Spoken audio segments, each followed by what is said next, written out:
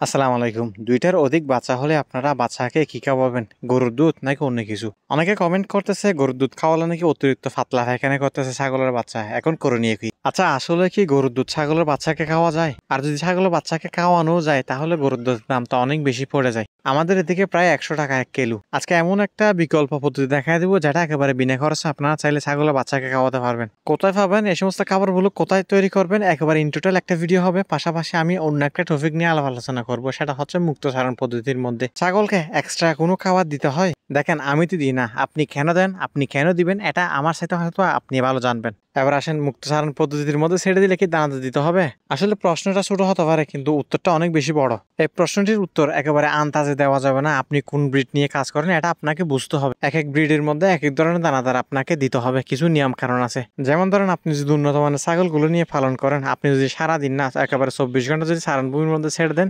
তারপরে আপনাকে দানাদার দিতে হবে। কারণ এদের ব্রিডটাই হচ্ছে এরকম, আপনাকে দানাদার দিতেই হবে। যদি আমি একেবারে সত্য কথা বলি, ব্ল্যাক বেঙ্গলকেও হালকা পাতলা দানাদার দিতে হয়, কিন্তু আমি দিচ্ছি না। এখানে অনেকগুলো কারণ আছে। আমি একেবারে দিচ্ছি না বললে ভুল হবে। আমি যে ছাগলগুলো বাচ্চা দিছে ওই সমস্ত ছাগলগুলোকে দানাদার দিই, এবং যে ছাগলগুলো একেবারে হাড্ডি ছাগি ওইগুলোকে দানাদার দেওয়ার চেষ্টা করি। আমি সব ছাগলকে দানাদার দিই না, কারণ হচ্ছে আমাদের এখানে প্রচুর পরিমাণ ঘাস পাওয়া যায়, বিভিন্ন প্রজাতির ঘাস পাওয়া যায়। এক এক ধরনের ঘাসের মধ্যে এক এক ধরনের উপকরণ আছে। যেমন ধরেন আমাদের এখানে যে সমস্ত লবণাক্ত ঘাসগুলো পাওয়া যায় এগুলো যদি আপনি ছাগলকে খাওয়াতে পারেন, একেবারে আপনার ছাগল তেল তেলে হয়ে যাবে। আমাদের চিটাগাংয়ের একটা আঞ্চলিক ভাষায় কথা আছে, তেল মেখে আপনি এখান থেকে তেল নিতে পারবেন ছাগলের পিঠ থেকে। তারপরে আমি রেকমেন্ড করবো আপনারা হালকা পরিসরে 5% কিংবা 10% আপনারা দানাদার দেওয়ার চেষ্টা করবেন খাবারের মধ্যে। এটা যদি আপনি করেন আপনার ছাগলের স্বাস্থ্য এবং রোগ প্রতিরোধ ক্ষমতা বৃদ্ধি হবে। দানাদার দিলে যে আপনার ছাগলের রোগ প্রতিরোধ ক্ষমতা বৃদ্ধি পাবে এবং শারীরিকভাবে বৃদ্ধি পাবে বিষয়টা আসলে এরকম না। অতিরিক্ত দিয়ে ফেলে অনেক সময় ফ্যাট খারাপ করে, ফ্যাট ফুলে যায় আর কি। আমাদের এখানে অনেক মানুষ আছে যারা দিনে দিনে ছাগলকে মোটা তাজা করতে চায়, অতিরিক্ত দানাদার অতিরিক্ত খাবার দিয়ে ছাগলকে একেবারে অসুস্থ করে ফেলে,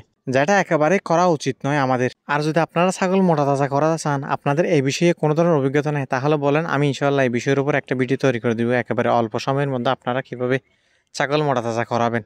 এবার আসি মূল টপিকের মধ্যে। দেখেন ছাগলের বাচ্চার জন্য মায়ের দুধের উপর কোনো কিছু নেই। আপনি যদি আমাকে বলেন মায়ের দুধের বিকল্প কোনো কিছু তৈরি করে দেন কিংবা এই বিষয়ের একটা ভিডিও করে দেন, আসলে আমি চাইলেও পারবো না। কারণ ছাগলের বাচ্চাকে আপনার মায়ের দুধ একেবারে অল্প হলে খাওয়াতে হবে। জন্মের পরের দিন থেকে ছাগলের বাচ্চাকে আপনাকে দিনে 3 থেকে 4 বার কিংবা 5 থেকে 6 বার পর্যন্ত দুধ খাওয়াতে হবে। যেদিন পর্যন্ত ছাগলের বাচ্চাগুলো নিজ থেকে দুধ খেতে পারতেছে না, আপনাকে একেবারে কষ্ট করে তাদেরকে হাতে ধরে খাওয়াই দিতে হবে। আর যদি মনে করেন 3টা 4টা 5টা এরকম বাচ্চা হলে আপনাকে প্রতিদিন ধরে ধরে খাওয়াতে হবে। কারণ হচ্ছে মায়ের দুধ একটু হলেও প্রতিদিন খাওয়াতে হবে। আমি প্রথমে বলছিলাম মায়ের দুধের কোনো বিকল্প নাই। আপনারা যদি মায়ের দুধের বিকল্পে অন্য কোনো দুধ খাওয়াতে চান, সেক্ষেত্রে আপনার ছাগল পাতলা পায়খানা করার অনেকটা চান্স রয়েছে। তাহলে কি আমি আপনাদেরকে অন্য কোনো দুধ না খাওয়াতে বলতেছি? আসলে বিষয়টা আসলে এরকম না।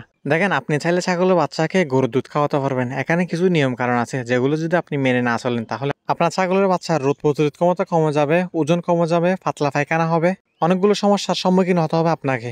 গরুর দুধের মধ্যে এমন অনেক কিছু উপাদান নাই যেগুলো হচ্ছে ছাগলের দুধের মধ্যে আছে। যেমন ধরেন গরুর বাছুরের মধ্যে সর্দি কাশি হয় না, যদিও বা হয়ে থাকে তাহলে এটা খুবই কম। আর যদি আপনার ছাগলকে এই সমস্ত দুধগুলো খাওয়ান, গরুর দুধগুলো খাওয়ান, আপনার ছাগলের সর্দি কাশি হওয়ার অনেকটা চান্স রয়েছে, যেহেতু এই সমস্ত দুধের মধ্যে এই রোগগুলোর কাজ করার মতো কোনো উপাদান নাই। গরুর দুধ যে আপনি একেবারে প্রতিদিন খাওয়াতে পারবেন ফ্যাট ভর্তি, বিষয়টা আসলে এরকমই নয়। যেমন ধরেন আপনার ছাগলের 3টা 4টা বাচ্চা আছে, সবাইকে একটু একটু করে মায়ের দুধ খাওয়াতে হবে। হ্যাঁ জানি, যদিও বা আপনার ছাগলের বাচ্চার পেট ভর্তি মানে দুধ পাবে না আর কি, তারপরেও যতটুকু পাই আপনাকে খাওয়াতে হবে। তারপরে এসে আপনার গাভীর দুধ খাওয়াতে পারবেন, তাও অল্প পরিসরে। এভাবে যদি খাওয়ান তাহলে আপনার ছাগল একেবারে সুস্থ সবল থাকবে, আলহামদুলিল্লাহ। আপনি একেবারে টেনশন মুক্ত থাকতে পারবেন। আর যদি একটা ছাগল একাধিক বাচ্চা হয়, আপনাকে একটু সময় দিতে হবে তাদেরকে।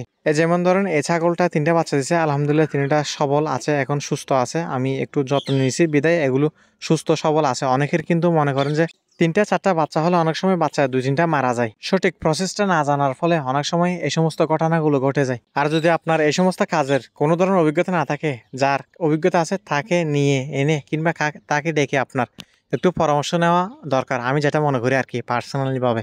আর হ্যাঁ, আপনার 20 থেকে 25 দিনের আগে বাচ্চাকে কোনো ধরনের দুধ কিংবা কোনো ধরনের খাওয়া একেবারে উচিত নয়। আপনারা যদি কোনো কিছু খাওয়াতে চান, এটা হচ্ছে আপনার 20 থেকে 25 দিন পরে। বাচ্চা জন্মের পরও অনেক ধরনের কেয়ারিং করতে হয় বাচ্চাকে। যারা পালন করতেছেন তারা অবশ্যই জানেন, আর যারা পালন করতেছেন না কিংবা করতে চাচ্ছেন না, আসলে আপনাদের এখানে কিছু অভিজ্ঞতার ঘাটতি হলে অনেক সবকিছু আপনার ক্ষতি হয়ে যেতে পারে। সো আমি রিকমেন্ড করবো আপনারা এখান থেকে অভিজ্ঞতা অর্জন করে এই সেক্টরে আসবেন।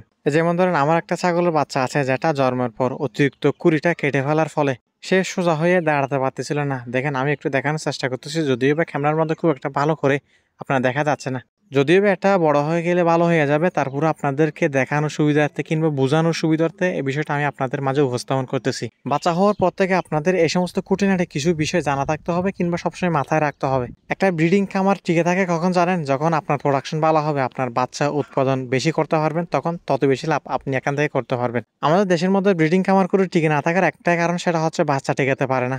ব্রিডিং খামারের একটাই মন্ত্র, সেটা হচ্ছে যত বেশি বাচ্চা তত বেশি প্রফিট। এটা সবসময় মাথায় রাখতে হবে। আর ছাগল কেনার ক্ষেত্রেও আপনার খামার উপযোগী এই সমস্ত ছাগলগুলো কিনতে হবে, না হয় এখনো আপনার দর খেয়ে যেতে পারেন। আর এই সমস্ত খুঁটিনাটি বিষয়গুলো জানার জন্য আমাকে ফলো করে রাখতে পারেন। সবাই ভালো থাকবেন, সুস্থ থাকবেন। আসসালামু আলাইকুম। আর এই বিষয়ে কোনো কিছু জানার থাকলে অবশ্যই জানাবেন।